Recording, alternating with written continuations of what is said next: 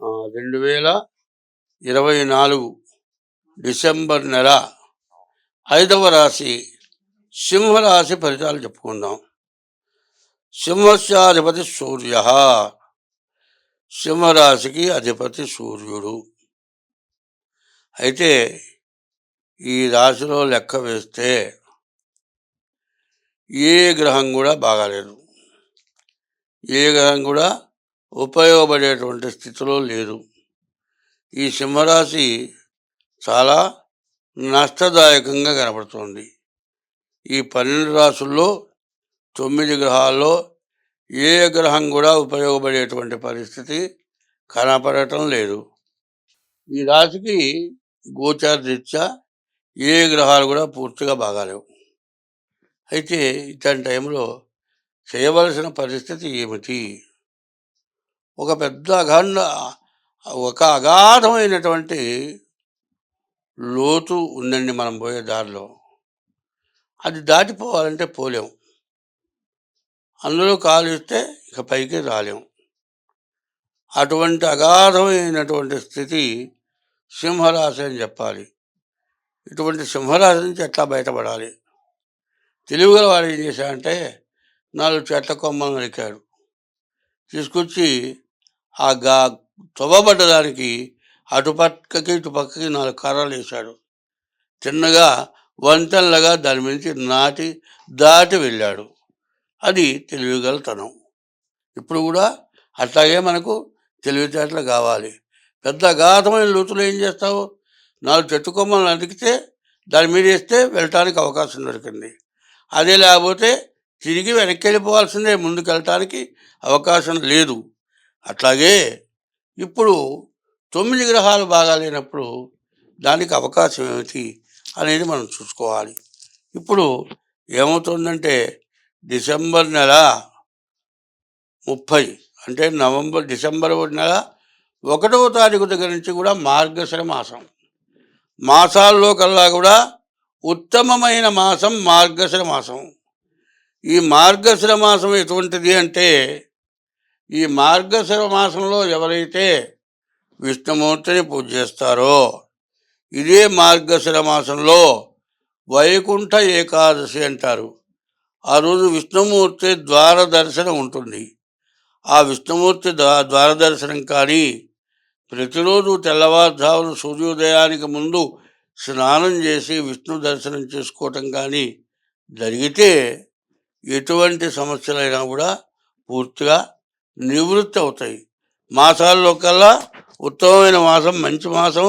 అటువంటి మాసంలో మీ జాతకంలో సమస్య వచ్చింది కాబట్టి మీరు ఏం చేయాలి? ఈ సింహరాశి వాళ్ళు ఎప్పుడు కూడా ముందు మీ జాతకం చూపించుకోవడం చాలా అవసరం. డేట్ ఆఫ్ బర్త్ ద్వారా మీ జాతకం చూపించుకోండి. ఈ జాతకం చూపించుకొని మరి డేట్ ఆఫ్ బర్త్ ద్వారా పుట్టిన తారీఖు, నెల, సంవత్సరం, టైము ఇవన్నీ ఉండాలి. అది ఉంటేనే జాతక చక్రం వేయటానికి వీలవుతుంది. అట్లా లేదనుకుందామండి. అట్లా లేనప్పుడు హస్త సాముద్రిక ద్వారా కూడా మీ జాతకం చూపబడుతుంది.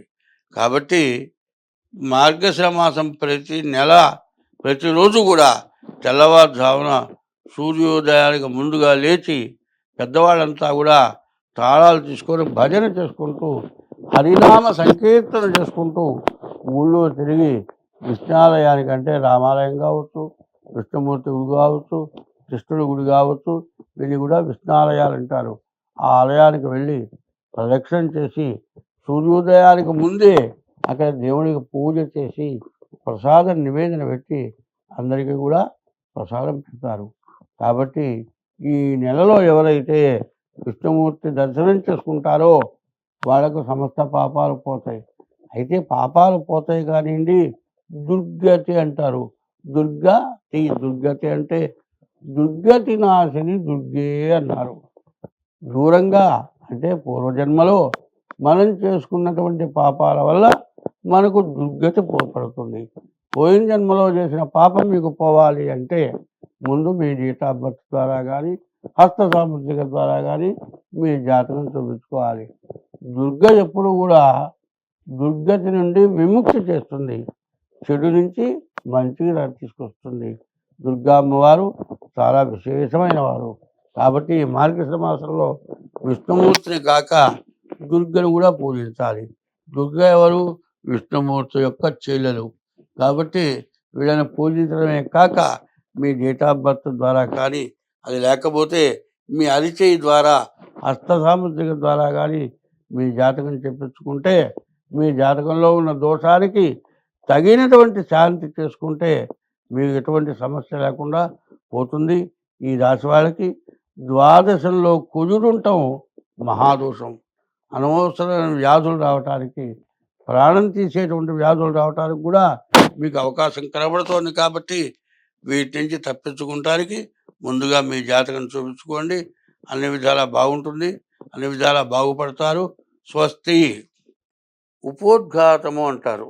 ఉపోద్ఘాతం అనగా ఈ 12 రాశులకి కూడా కలిసి వచ్చేటువంటి ఉపోద్ఘాతం. 2024 నుండి 2026 వరకు కూడా ఈ 3 సంవత్సరాలు కూడా అందరికీ కూడా చాలా గడ్డు సమస్యలు. ప్రతి వాళ్ళు కూడా సమస్యలతో బాధపడేటువంటి రోజులు అవటం చేత ప్రతి వాళ్ళు కూడా ఏ ఒక్క గ్రహం బాగుండకపోయినా దానికి తగిన దోషం పోవటానికి ఉపశమనం చేసుకోవాలి. ఎందుకు అంటే నిన్నటిదాకా గురువు వక్రించున్నాడు, ఇప్పుడు కుజుడు వక్రించి ఉన్నాడు. ఇట్లా ఉండటం చేత సమస్యలు బాగా పెరిగిపోతున్నాయి. 2026 వరకు కూడా పూర్తి సమస్యలు. గ్రహాలు సరైనటువంటి స్థితుల్లో లేవు. ఈ సంవత్సరం 7 గ్రహాలు పాపగ్రహాలు, 2 శుభగ్రహాలు ఉన్నాయి. అందువల్ల పాపగ్రహాల యొక్క బలం ఎక్కువ అవటం చేత మంచివాళ్ళు బతకటానికి చాలా కష్టతరమైనటువంటి రోజులు. కాబట్టి ఇది ఏ రకంగా దెబ్బతీస్తుంది అంటే విద్యలో, ఉద్యోగంలో, వ్యాపారంలో, ఆరోగ్యంలో, కుటుంబ భార్యాభర్త, తల్లి బిడ్డలు, తండ్రి కొడుకులు వివాహం కావటానికి కానీ, వివాహం అయిన తర్వాత కానీ సమస్యలు ఎక్కువైపోయి చాలా బాధలు పడటానికి సమస్యలు బాగా ఎక్కువగా ఉన్నాయి. అందులో ముఖ్యంగా చెప్పేది ఏంటంటే వివాహం కావటమే కష్టమవుతుంది. వివాహం అయిన తర్వాత వాళ్ళిద్దరికీ కుదరక విడిపోయే పరిస్థితులు వస్తున్నాయి. తల్లిదండ్రులకి అన్నం పెట్టక వాళ్ళు ఇబ్బందులు పడుతున్నారు. ఇటువంటి మహాపాపాలు ఎందుకు జరుగుతున్నాయి అంటే పాపగ్రహ వీక్షణ వల్ల జరుగుతూ ఉన్నాయి. కాబట్టి ఇది మేషరాశి దగ్గర నుంచి మీనరాశి వరకు కూడా ఇది వర్తిస్తుంది. కాబట్టి దీన్ని ప్రత్యేకించి అందరూ గుర్తుపెట్టుకోండి. ఏమిటా అంటే అప్పులు తీరకపోవటం, అప్పులు చేయటం, ఆస్తులు పోవటం, భార్యాభర్తలకి అనుకూలత లేకపోవటం, చదువుకునే పిల్లలకి విద్య సరిగా రాకపోవటం, చదువుకునే పిల్లలకి ఆడపిల్లలతో అనవసరమైన దుర్గతి సంబంధాలు కలగటం, ఇట్లా రకరకాలైన సమస్యలతోటి ప్రజలు బాధపడేటువంటి రోజులు 24 నుండి 26వ సంవత్సరం వరకు కూడా ఈ పరిస్థితులు బాగా ఎక్కువగా ఉన్నాయి.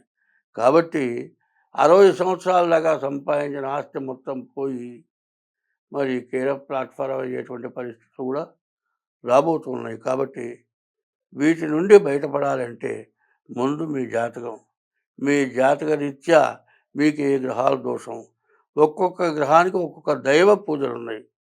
అట్లాగే ఏంటంటే ఒక కుంభరాశి ఉందండి, ఈశ్వరుడు. అట్లా కొన్ని రాసులకి కొంతమంది దేవతలు, అమ్మవారు, విష్ణుమూర్తి, ఇట్లా కొంతమంది దేవతల వల్ల కూడా పనులు జరుగుతాయి.